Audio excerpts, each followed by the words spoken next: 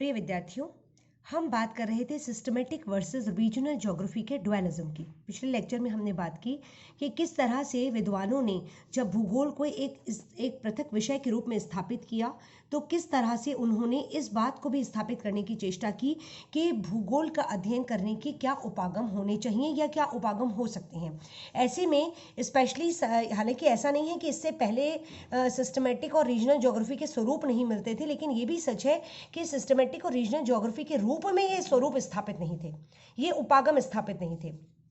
यानी इससे पहले भी जो वोरेनियस है, जिनसे कि हम शुरुआत मानते हैं इस डुअलिज्म की, इस द्वैतवाद की, 17वीं शताब्दी से, ऐसा नहीं है कि इससे पहले पृथ्वी को एक यूनिट मानकर अध्ययन नहीं किया जाता था या पृथ्वी को ब्रह्मांड में एक ग्रह के रूप में अध्ययन नहीं किया जाता था। ना ही ऐसा है कि प्रदेशों का अध्ययन नहीं किया जाता था, लेकिन इसे सिस्टमेटिक और रीजनल ज्योग्राफी के रूप में स्थापित नहीं किया गया था। लेकिन वोरेनियस के समय से ये डायकोटोमी मुखर हुई कि सिस्टमेटिक और रीजनल ज्योग्राफी में से एक अप्रोच होना चाहिए जिसके द्वारा हम भूगोल का अध्ययन पूर्णता से कर सकें। और धीरे धीरे जब इस बात पर विद्वानों ने आगे विचार किया या आगे उन्होंने इस बात पर चलने की कोशिश की, इसको प्रैक्टिकली अप्लाई करने की कोशिश की, तो ये बात भी सामने आई कि सिस्टमेटिक या रीजनल ज्योग्राफी में से किसी एक उपागम पर पूरी तरीके से कॉन्सेंट्रेट करना संभव नहीं है। प्रैक्टिकली दोनों ही उपागमों का सहारा लिया जाना चाहिए या लिया जाना पड़ेगा अगर हम भूगोल का संपूर्ण अध्ययन करना चाहते हैं तो।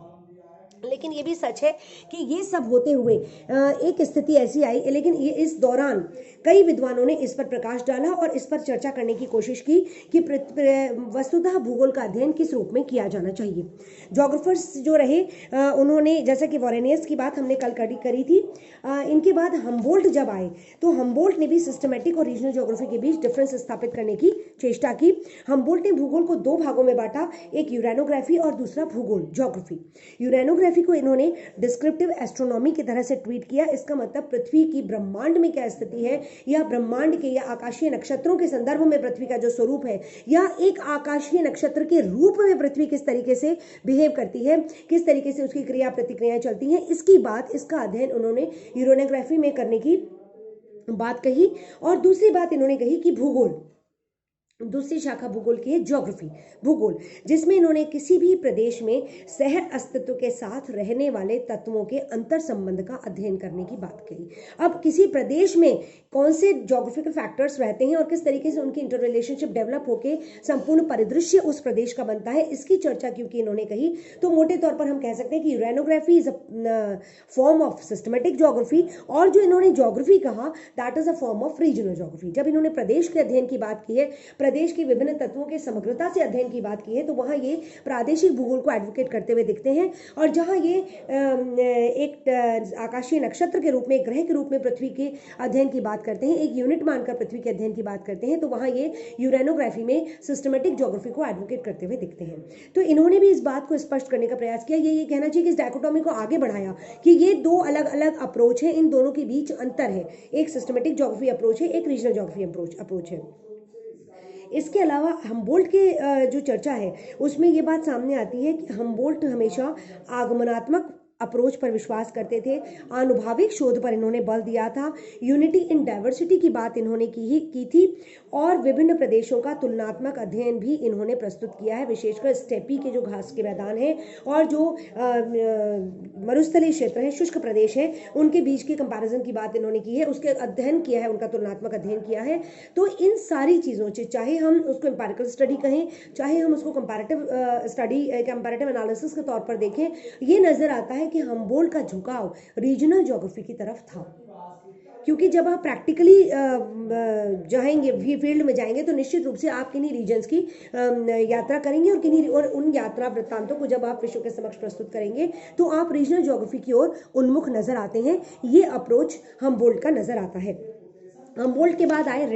रिटर ने प्राकृतिक तत्वों के अध्ययन की बात कही है। रिटर ने प्राकृतिक तत्वों के अध्ययन की बात एज अ होल कही है और एज इन पार्ट्स भी कही है। रिटर फिर से यहाँ डायकोटोमी को आगे बढ़ाते हुए कहते हैं कि ये सच है कि पृथ्वी को एक यूनिट मानते हुए एज अ होल इसका अध्ययन किया जाना चाहिए, लेकिन इसका मतलब ये कदापि नहीं है कि पृथ्वी के अलग अलग भागों को छोड़ दिया जाए, अलग अलग भागों को उपेक्षित कर दिया जाए, ऐसा नहीं है। रिटर का अप्रोच ईश्वरवादी रहा है और उन्होंने ये ये कहा है कि सृष्टि निर्माता का किसी भी प्रदेश या किन्हीं भी भौगोलिक तत्वों के निर्माण के समय में एक प्लान रहा है, एक नियोजन रहा है, और उस नियोजन में ये बात समाहित है कि कैसे विभिन्न प्रदेशों का अध्ययन, कैसे विभिन्न प्रदेशों के तत्वों को इंटर रिलेट करके पृथ्वी को एज अ होल एक यूनिट के तौर पर स्थापित किया जा सकता है। और इस तरह से इन्होंने भी ये कहा कि भूगोल के अध्ययन के दो भिन्न भिन्न अप्रोच हैं, एक सिस्टमेटिक ज्योग्राफी के तौर पर और एक रीजनल ज्योग्राफी के तौर पर। आनुभाविक विज्ञान के रूप में इन्होंने ज्योग्राफी को स्थापित करने की चेष्टा की। पृथ्वी पर विभिन्न तत्वों की विशिष्ट व्यवस्था में एक संबंध मिलता है, एक नियोजन मिलता है, इस बात पर इन्होंने बल दिया,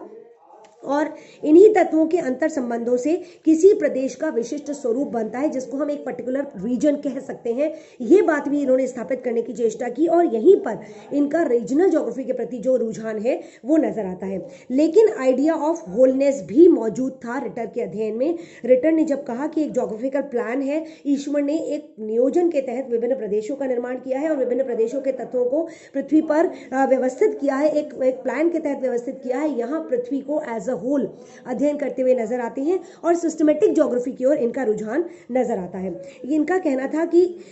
इन्होंने वस्तुतः प्रकृति की जो फंक्शनिंग है, प्रकृति का जो कार्य प्रणाली है, उसका अध्ययन इस रूप में किया है कि इसके पीछे की व्यवस्था को, इसके पीछे के नियोजन को समझा जाए। ऐसे में इनका जो अप्रोच है वो सिस्टमेटिक भी नजर आता है। तो सिस्टमेटिक और रीजनल दोनों अप्रोचेस को साथ लेकर चलते हुए इन्होंने भूगोल का अध्ययन किया है। संपूर्णता का तथ्यात्मक ज्ञान पर्याप्त नहीं है, ऐसा रिटर मानते थे, बल्कि वो ये कहते थे कि इन तथ्यों की व्यवस्था और उनका तुलनात्मक अध्ययन भी इंपॉर्टेंट है। हम सिर्फ ये कह दें कि संपूर्णता का तथ्यात्मक ज्ञान ही ज्योग्राफी है, ऐसा नहीं है। पृथ्वी को संपूर्ण इकाई माना जाना चाहिए, उसका ज्ञान प्राप्त करना चाहिए, पर ये तथ्य किस प्रकार से पृथ्वी के संपूर्ण धरातल पर वितरित है, संपूर्ण ग्रह पर वितरित है, और इनकी क्या व्यवस्था है, और अलग अलग हिस्सों में इनका जो वितरण है, इनका जो स्वरूप है, उनके बीच में क्या कंपैरिजन हो सकता है, क्या कंपैरेटिव स्टडी हो सकती है, इसकी बात भी इन्होंने की, और यूनिटी इन डाइवर्सिटी को यहाँ स्थापित किया। यहाँ पर ये रीजनल और सिस्टमेटिक अप्रोच को साथ लेकर चलते हुए संपूर्ण भूगोल की संपूर्णता से अध्ययन की बात करते हैं। इसके आगे की बात हम अगले लेक्चर में करेंगे। Thank you.